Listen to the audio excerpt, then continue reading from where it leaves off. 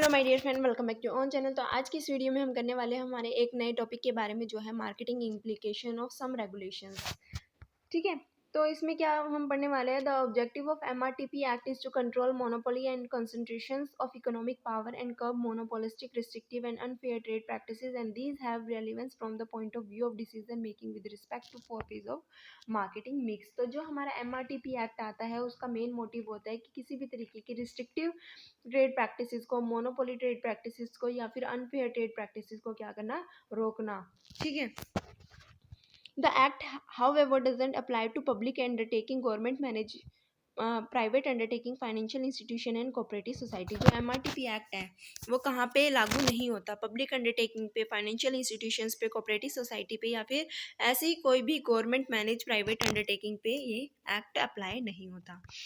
If the Consumer Protection Act become fully enforceable, it would be really difficult for marketer to ignore the interest of consumers in taking decision about different component of marketing mix। Marketing mix क्या होता है? Product, price, promotion, physical distribution, इनके regarding पूरी तरीके से क्या करना पड़ेगा, डिसीजन लेना पड़ेगा। अगर कंज्यूमर प्रोटेक्शन एक्ट को पूरी तरीके से लागू किया जा रहा है किसी भी कंट्री में। कंज्यूमर प्रोटेक्शन एक्ट यानी कि कंज्यूमर के इंटरेस्ट पे ध्यान दिया जा रहा है कि किसी भी तरीके का हार्म कंज्यूमर को ना हो।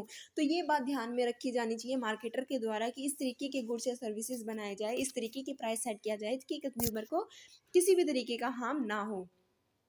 Industrial Act also is one of the major economic law of the country which have been designed to regulate the industrial activity. It is through this act that the industrial policy of the country is implemented. Under the Act, a company cannot manufacture a product listed under the first schedule of the Act despite all the factors favoring its productions until it can obtain a licence for it from the central government. यानी कि industrial act आए, industrial act के आने का मतलब यही है कि इंडस्ट्री में होने वाली जितनी भी एक्टिविटीज़ है उसको क्या करना, रेगुलेट करना। कोई ऐसा गलत काम तो नहीं और ऐसे कोई प्रोडक्ट वगैरह तो नहीं बनाए जा रही जो कि क्या है, रिस्ट्रिक्टिव है। ठीक है, ऐसे कोई रिस्ट्रिक्टिव प्रोडक्ट्स वगैरह तो उस इंडस्ट्री के द्वारा बनाए नहीं जा रहे। अब क्या करती है, अगर कोई भी इंडस्ट्री किसी भी तरीके के गुड्स या सर्विसेज को मैन्युफैक्चर करना चाहती है तो उसको सबसे पहले लाइसेंस लेने की ज़रूरत है। उस लाइसेंस के अंदर पता होता है कि अगर इस इंडस्ट्री के पास ये लाइसेंस है तो ये किस तरीके के गुड्स वगैरह को बना सकती है। ठीक है, और ये लाइसेंस कहाँ से मिलता है? सेंट्रल गवर्नमेंट से उस इंडस्ट्री को वो लाइसेंस प्रोवाइड होता है ताकि उसका यूज़ करके वो गुड्स या सर्विसेज को मैन्युफैक्चर कर सकते हैं। Central certain legislation which affect marketing decision like the Indian Contract Act 1872, Indian Sales of Goods Act 1930, Company Act 1956, Trade and Merchandise Marks Act 1956, Bureau of Industrial Act 1986 apply to every undertaking irrespective of the nature of the product sold of service render. यानी कि जो भी अभी हमने ये act पढ़े ये हर एक इंडस्ट्री पे अप्लाई होता है, चाहे वो पब्लिक इंडस्ट्री हो, चाहे वो प्राइवेट इंडस्ट्री हो, चाहे वो गवर्नमेंट इंडस्ट्री हो, किसी भी तरीके की इंडस्ट्री हो, हर एक इंडस्ट्री पे ये एक्ट लागू होते हैं। इसका मतलब ये नहीं है कि वो किसी भी तरीके के गुड्स या सर्विसेज वो कंपनी या वो इंडस्ट्री क्या कर सकती है, बना सकती है। ठीक है, हर एक इंडस्ट्री पे ये लॉ एप्लीकेबल होते हैं। उसके बाद है as against this there are other law which seek to regulate marketing decision of undertaking engage in specific industry only. ठीक है, कुछ ऐसे लॉ है जो कि स्पेसिफिक इंडस्ट्री पे ही अप्लाई किए जाते हैं।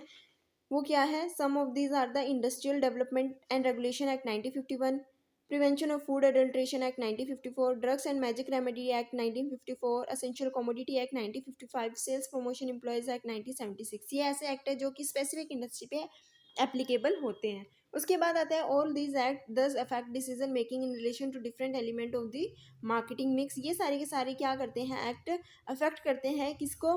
मार्केटिंग मिक्स की डिसीजन मेकिंग को। क्योंकि कोई भी प्रोडक्ट बनाया जा रहा है तो उसकी प्रोडक्ट के ऊपर प्लानिंग की जाती है कि किस तरीके से ब्रांडिंग होगी, पैकेजिंग होगी, लेबलिंग होगी। प्राइस में बात करें तो प्राइस में भी बहुत सारे फैक्टर होते हैं जिनको कंसिडर करके प्राइस को फिक्स किया जाता है। प्रमोशन किस तरीके से की जानी चाहिए या फिर कहाँ कहाँ उस गुड्स को डिस्ट्रीब्यूट किया जाना, फिजिकल डिस्ट्रीब्यूशन किस तरीके का होना चाहिए। तो ये सारे जो भी डिसीजन होते हैं वो ध्यान से लिए जाने चाहिए। In the area of a product the government control में affect decision making with regard to product line expansion, product quality and safety, provision of adequate and efficient services, packaging, labelling, branding, size, shape of package, information to be given on the wrapper और container, claim with regard to sponsorship, performance characteristic etcetera, warranty और guarantee provision and the after sale services. यानी कि ये कुछ ऐसे point है, कुछ ऐसे डिसीजन मेकिंग्स है जिनको क्या करना चाहिए इन एक्ट को, ये जो अभी भी हमने एक्ट पढ़े थे, 12 एक्ट पढ़े थे, ठीक है, उन सारे एक्ट्स को कंसिडर करके ही हमें क्या करना चाहिए, डिसीजन लेना चाहिए। ऐसा कोई भी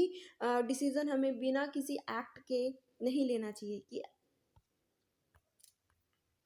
so far as advertising, sale promotion, and personal selling is concerned, the government tried to regulate activity like false, misleading, and deceptive advertising and send price contest and sale promotion device। यानी कि suppose करो, एक example के तौर पे हम देखते हैं कि अगर कोई भी एडवर्टाइजमेंट करता है, फिजिकल या फिर प्रमोशन का यूज़ करता है, अपने गुड्स को प्रमोट करने के लिए एडवर्टाइजमेंट का यूज़ करता है, सेल प्रमोशन टेक्निक का यूज़ करता है, पर्सनल सेलिंग का यूज़ करता है, तो गवर्नमेंट ये देखती है कि कोई भी इंडस्ट्री किसी भी तरीके की फॉल्स या मिसलीडिंग या फिर कोई ऐसी एडवर्टाइजमेंट तो नहीं कर रही जो कि बता कुछ रहा है लेकिन प्रोडक्ट कुछ और है।